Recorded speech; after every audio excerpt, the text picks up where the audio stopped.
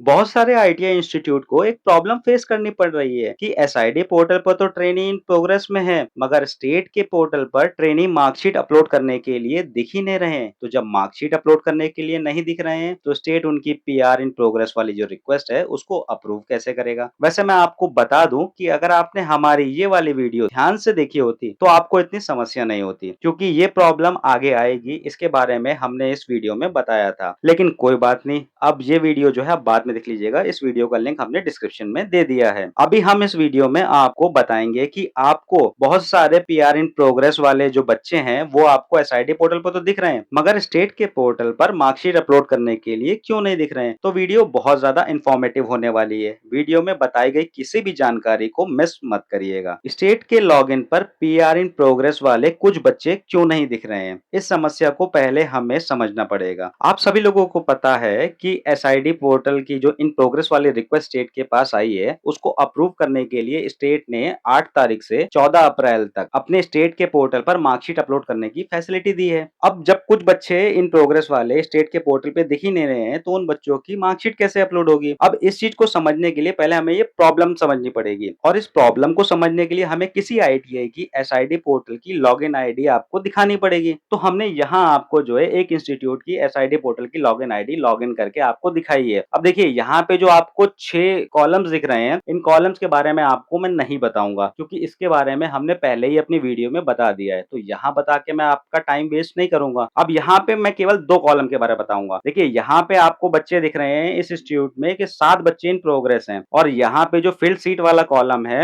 जब हम इस शीट को डाउनलोड करेंगे तो इसमें 171 बच्चे की शीट डाउनलोड होगी, लेकिन इन प्रोग्रेस वाले जो है 7 ही बच्चे इसमें आएंगे। लेकिन इस आईटीआई में इन प्रोग्रेस के जो बच्चे हैं वो बहुत ज्यादा हैं, 7 नहीं है, 7 से ज्यादा है, लेकिन यहाँ पे 7 ही दिखा रहा है। तो आप लोग ये कैसे आइडेंटिफाई करेंगे कि आपके इंस्टीट्यूट में कितने बच्चे इन प्रोग्रेस में जो फिगर यहाँ दिखा रहा है उससे ज्यादा है या उतने ही है। तो उसके लिए आपको कुछ नहीं करना है। आपको देखिए यहाँ जो स्क्रीन आपको दिख रही है आईटीआई ट्रेनीज की डिटेल नीचे, इसमें जब आप नीचे स्क्रॉल करते हुए आएंगे आपको व्यू ऑल का ऑप्शन दिखेगा। जब आप व्यू ऑल पे क्लिक करेंगे तो आपके सामने कुछ इस तरह की स्क्रीन आ जाएगी। अब देखिए यहाँ पे आपको सारी चीजें दिख रही हैं। देखिए फर्स्ट पेज पे अगर हम देखें कि कितने बच्चे इन प्रोग्रेस में हैं, तो देखिए यहाँ से मैं काउंट करना शुरू करता हूँ। देखिए 1 2 3, 3 ट्रेनी तो इनके पहले ही पेज पे हैं। अब देखिए दूसरे पेज पे चलते हैं, तो देखिए दूसरे पेज पे जो है इनके एक भी ट्रेनी नहीं है। तीसरे पेज पे चलते हैं, अब देखिए तीसरे पेज पे इनके 1 2 3 4 5 6 7 8 9 10 11